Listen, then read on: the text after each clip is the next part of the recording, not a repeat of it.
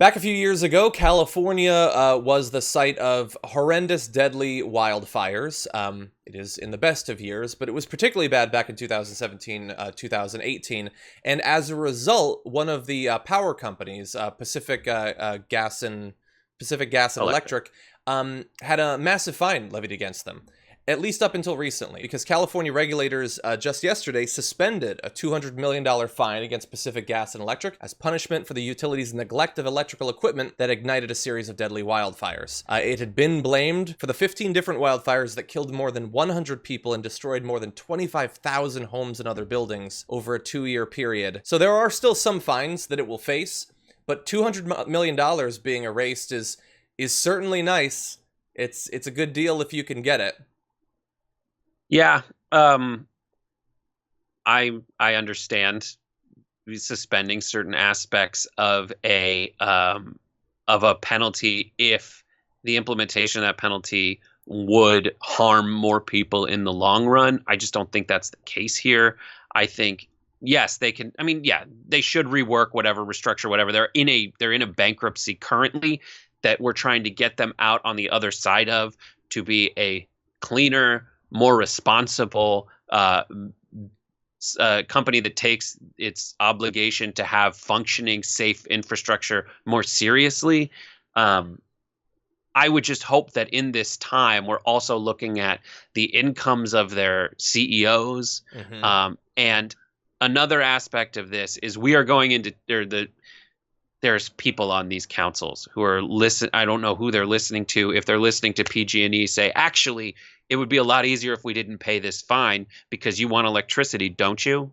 And then I guess the people on the board just go, yeah, that makes sense. There's a little bit of silver lining in that people are not being charged extra for their overages or whatever in this time. Like the amount that PG&E is allowed to take in from people making it through this crisis has been lessened.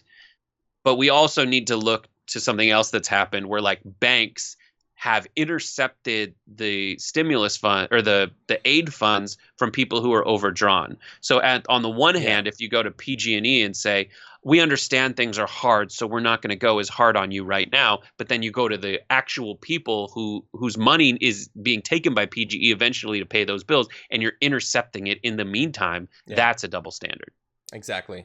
And I want to give people information about the portions of the fines and consequences that are still active. It's still being punished by regulators in the form of nearly $1.9 billion that it won't be able to collect through higher electricity rates and other fees passed on to the roughly 16 million people who rely on the nation's largest utility for power. Regulators also are restricting some of the $425 million in tax savings the utility may realize from the $1.9 billion penalty. That last bit makes seemingly all the sense in the world. They are saying effectively that we're getting rid of one portion that less directly helps people so that they can do the part that will help people more.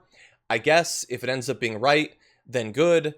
But the damage that was done is just insane. And I know that it's negligence, it's not malice or anything like that. But the fact that, so many people lost their lives. 25,000 houses and buildings, unimaginable damage to so many people's lives, even those who weren't injured, weren't killed. This is the sort of deal that, no one owes to. It's the sort of thing that, yeah, they're big and they're powerful. They have people on that commission that are probably connected to them financially. If not now, then perhaps in the future. It's the same story that we see all the time. Yeah, I agree. And it's heartbreaking and stinky. And just to go back to how bad it was before that, people knew. People know that they have so much infrastructure they need to build up. And how much it takes on a yearly basis to do that. And they just hadn't. Mm-hmm. It is negligence, but that's why they call it gross negligence, because it's real gross. Exactly. Sort of willful negligence.